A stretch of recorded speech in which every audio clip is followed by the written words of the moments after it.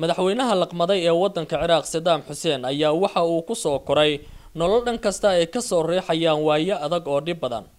waxayna taasi ay ku sababtay in hareeraha wadooyinka uu ku iibiyo waxyaalaha fudfudud si noloshiisa iyo tan qoyskiisaba ugu maareeyo waxana uu gaaray magaalooyinka Mosul iyo Baghdad oo ahaa meelihii uu ku qaatay noloshii harjadka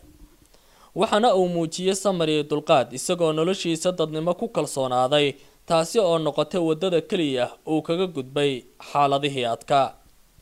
qoraal reer Carbeeda oo ka diyaariyay buug nolosha Saddam ayaa waxa uu ku tilmaamay mar uu ka hadlayay caruurnimadiisii in aanu weligii maqlin qof u dhigma Saddam Hussein xaggaad adayga uu si wanaagsan u dhameystay aqoontiisii isagoo oo maraya waliba badweynta nolosha ee aadka u dhibka badan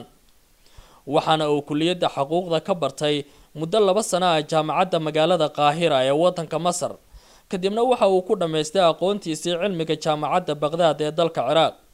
waxana sanado badan kadib uu helay darajada aqoonta ee jaamacadda ee masterka isaga oo bartay cilmiga ciidanka sanadka markii uu ahaa 1979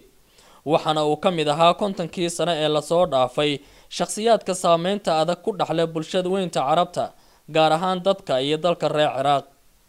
Saddam Hussein ayaa waxa uu ahaa mid qabay fikirkii Jamal Abdel Nasser ee ahaa in Carabta